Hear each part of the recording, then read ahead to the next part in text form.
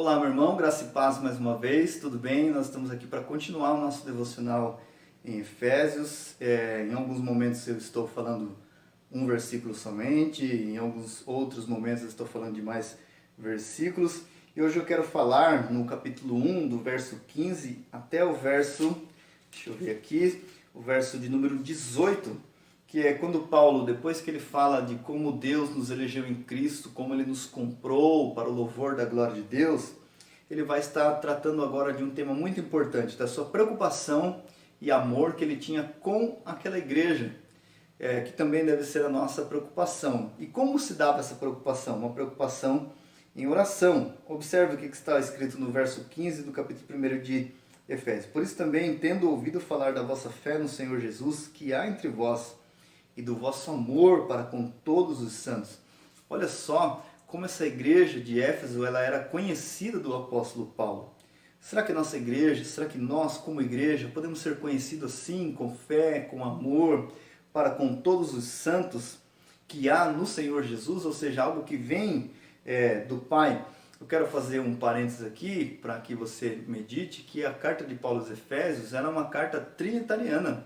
Ela fala de Deus, ela fala de Cristo Jesus, o Filho, e ela fala do Espírito Santo.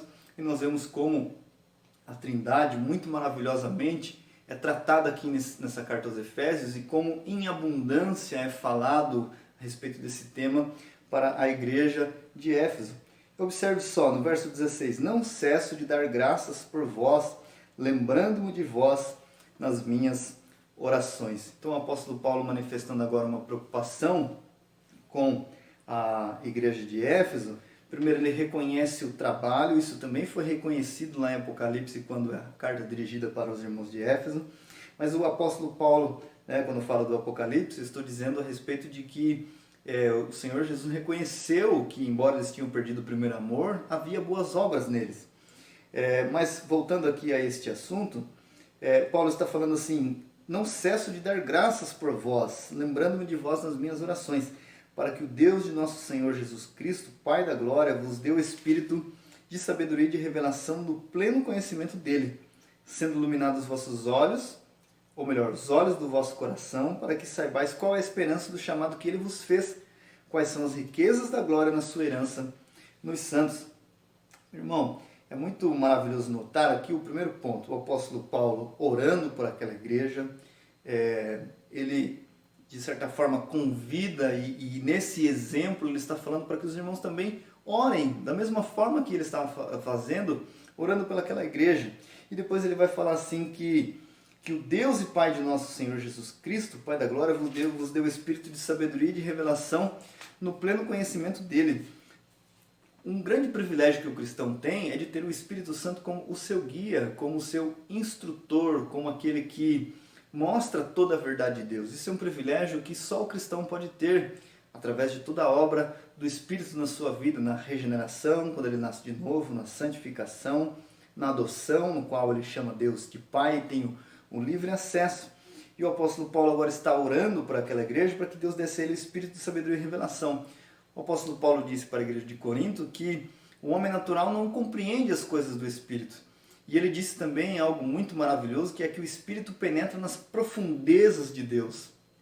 Alguns mergulhadores, eles descem naquilo que eles conseguem chegar, atingir níveis profundos, de profundidade, um pouco redundante isso, assim, mas no mar, para ao filmar ali belezas, para extrair pérolas, pedras preciosas, ou até mesmo para visitar navios que foram afundados.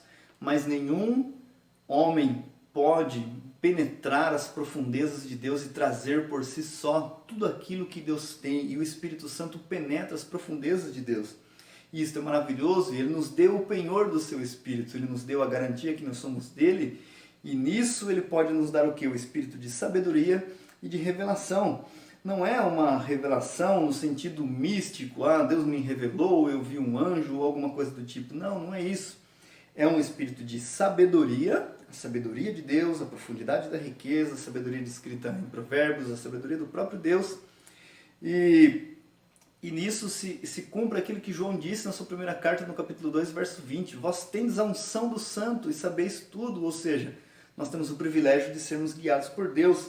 E observe no verso 18 do capítulo 1, sendo iluminados os vossos olhos, os olhos do vosso coração, para que saibais qual é a esperança do chamado que ele vos fez, quais são as riquezas da glória da sua herança nos santos. Então, quando Paulo está falando de sabedoria, revelação e iluminação, a sabedoria de Deus, a revelação que é o Evangelho e a iluminação que é o quê?